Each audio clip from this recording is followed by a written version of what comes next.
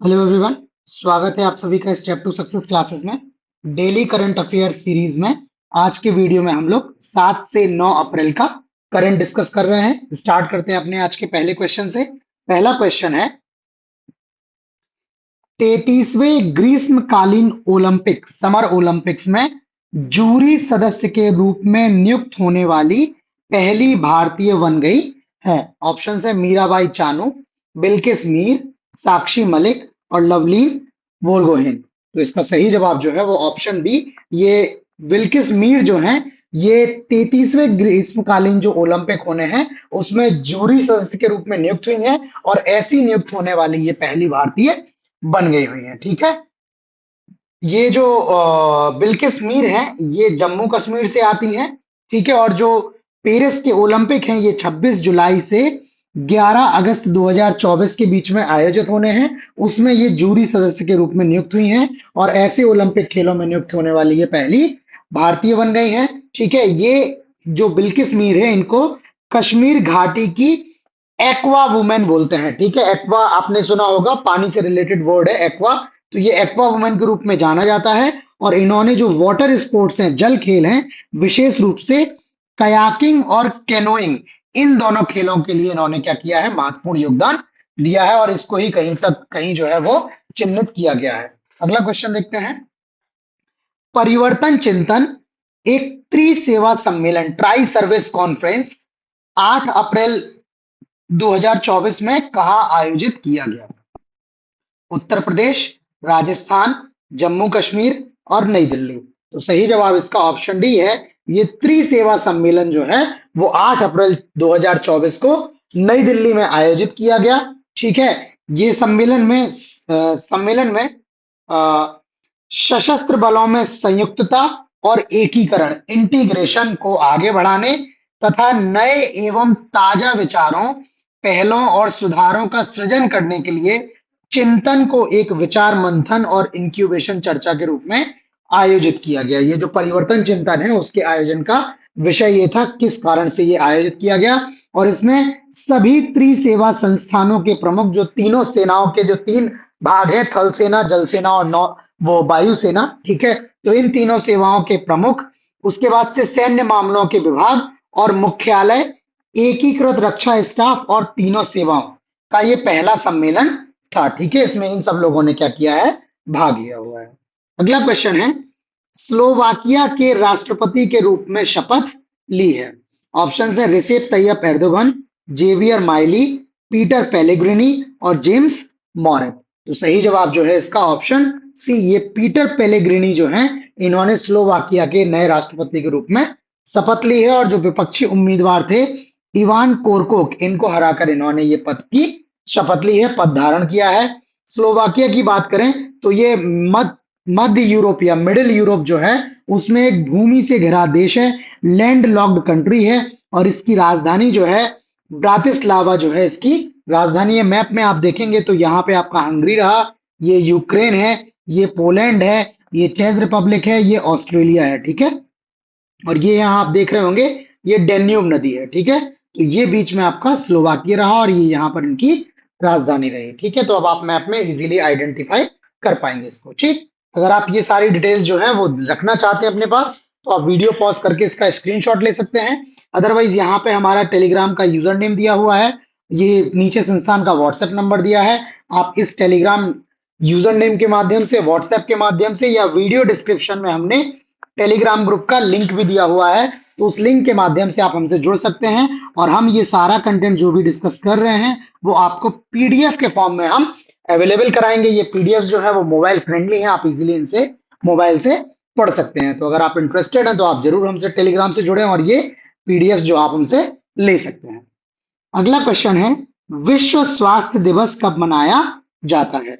7 अप्रैल, 8 अप्रैल, 9 अप्रैल और 10 अप्रैल। तो सही जवाब जो है इसका ऑप्शन ए, प्रतिवर्ष 7 अप्रैल को विश्व स्वास्थ्य दिवस के रूप में मनाया जाता है। और अगर 2024 के विश्व स्वास्थ्य दिवस के थीम या विषय की बात करें तो विषय था मेरा स्वास्थ्य मेरा अधिकार। ठीक है, और एक एडिशनल फैक्ट है कि जो विश्व स्वास्थ्य सभा है, वर्ल्ड हेल्थ जो असेंबली है, इसके द्वारा वर्ष 2020 को नर्स और मिडवाइफ्स का अंतरराष्ट्रीय वर्ष घोषित किया गया था। ठीक है, जैसे अंतरराष्ट्रीय मिलेट्स का वर्ष था, मोटे अनाजों का, ठीक है, बाजरा वर्ष था, तो इस तरह से वैसे ही ये नर्स और मिडवाइफ का अंतरराष्ट्रीय वर्ष जो है वो 2020 को विश्व स्वास्थ्य सभा द्वारा घोषित किया गया था। अगला question, Monte Carlo masters tennis tournament में मुख्य ड्रॉ मेन ड्रॉ मैच जीतने वाले पहले भारतीय बने हैं।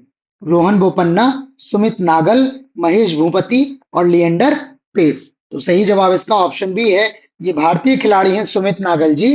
ठीक है, ये Monte Carlo masters tennis tournament के मुख्य ड्रॉ को जीतने वाले जो हैं ये पहले भारतीय। इन्होंने इटली के 35वीं रैंकिंग वाले मोटेओ अर्नाल्डी को हराकर ये खिताब जीता हुआ है। ठीक है, और ये विजय अमृतराज और रमेश कृष्णन के बाद मोंटे कार्लो में मुख्य ड्रॉ में शामिल होने वाले तीसरे भारतीय हैं। जीता तो इन्होंने पहले, मतलब जीतने वाले तो ये पहले भारतीय हैं, बट दो खिलाड़ी ऐसे हैं जो इस मैच में शामिल हुए, हालांकि वो अंतिम विजय तक नहीं पहुंच पाए, लेकिन ये सुमित नागल जी जो है वो अंतिम विजय तक भी पहुंच गए हैं। और इसके अलावा ये क्ले कोर्ट पर, ठीक है, मैदान जो है वो क्ले का बना होता है, क्ले कोर्ट पर मास्टर्स 1000 मैच जीतने वाले पहले पुरुष भारतीय एकल खिलाड़ी, जो सिंगल्स का खिताब है वो जीतने वाले पहले खिलाड़ी हो गए हैं। ठीक है, ये जो सुमित नागल जी हैं ये वर्तमान में नंबर 1 रैंक वाले भारतीय खिलाड़ी हैं। ठीक है, टेनिस में इनका जो है रैंकिंग है भारत में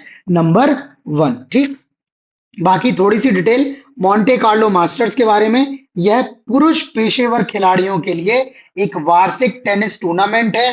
ये फ्रांस में आयोजित किया जाता है और एटीपी टूर पर 9 एटीपी टूर मास्टर्स 1000 कार्यक्रम को ये एक हिस्सा है, ये इनकी सीरीज होती है। ठीक है, तो उसका ये एक हिस्सा है।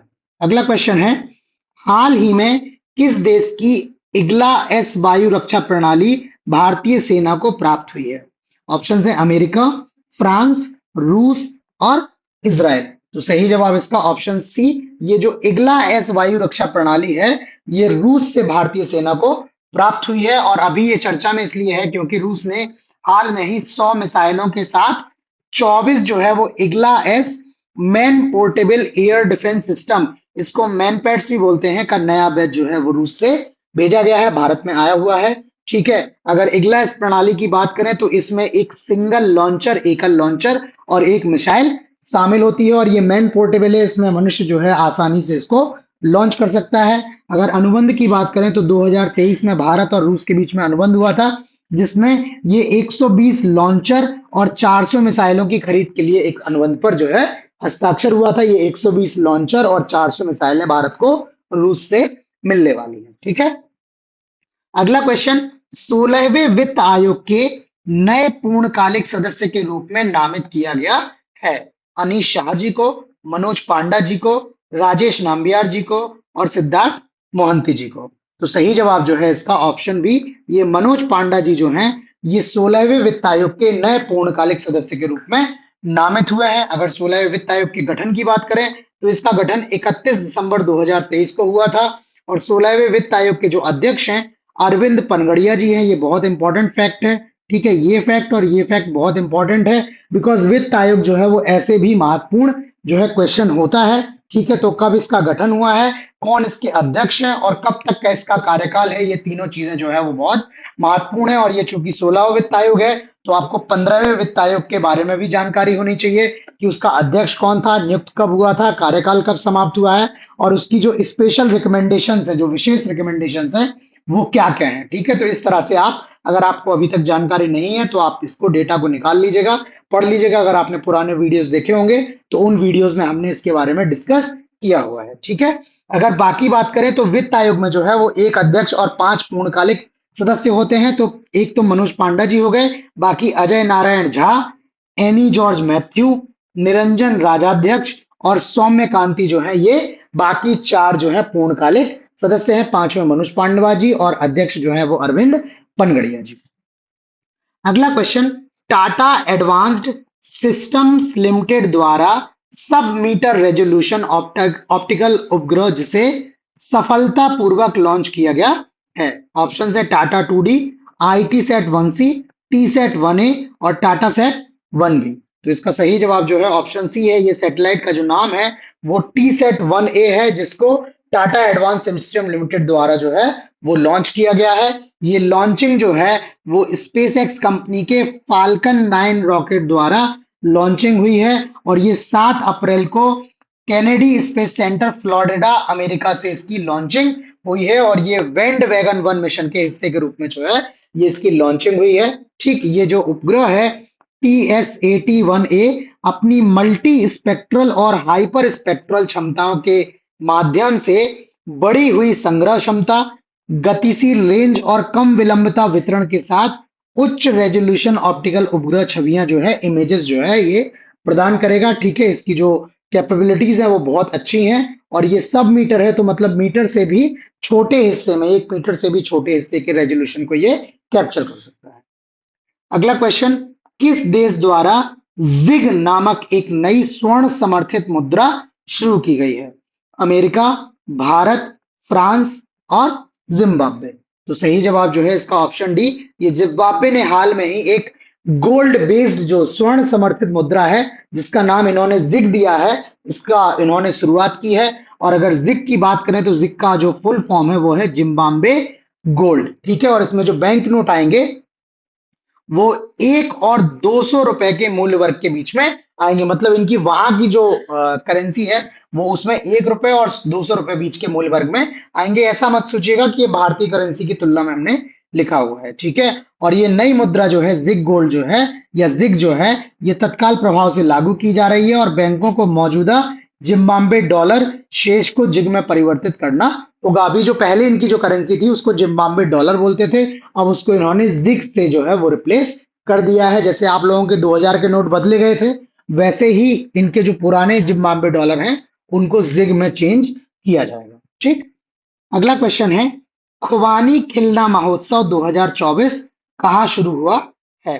तमिलनाडु, लद्दाख, मिजोरम और पश्चिम बंगाल। तो सही जवाब जो है ऑप्शन बी, ये खुबानी खिलना महोत्सव जो है वो लद्दाख में आयोजित किया जा रहा है। आयोजन इसका 6 अप्रैल से 18 अप्रैल 2024 के बीच में लेह लद्दाख में होगा। ठीक है, लेह जो है वो लद्दाख का ही हिस्सा है। इसके अलावा खुबानी को चूली के नाम से भी जाना जाता है। ठीक है, तो ये जो है वो लेह लद्दाख का जो है उत्सव हो गया, खुबानी खिलना उत्सव। ठीक है, बाकी आज ज्यादा क्वेश्चंस नहीं है, तो वीडियो में इतना ही है आज। बाकी ये वीडियो आपको कैसा लगा प्लीज हमें लाइक करके कमेंट करके अपना फीडबैक अवश्य दें। आपका फीडबैक बहुत महत्वपूर्ण है। आपके फीडबैक के माध्यम से ही इन क्लासेस को हम और अच्छा बना सकते हैं, और जो है इनको एग्जाम ओरिएंटेड बना सकते हैं, ऐसा बना सकते हैं ताकि आपको अधिक से अधिक समझ में आए। ठीक है, बाकी अगर आपने चैनल सब्सक्राइब नहीं किया है तो चैनल को सब्सक्राइब करके नोटिफिकेशन ऑन कर ले, ताकि आपको टाइमली नए कंटेंट के बारे में जानकारी मिलती रहे। तो आज इतना ही, बाकी नए करंट अफेयर्स के क्वेश्चंस के साथ जल्द मिलते हैं। तब तक के लिए धन्यवाद।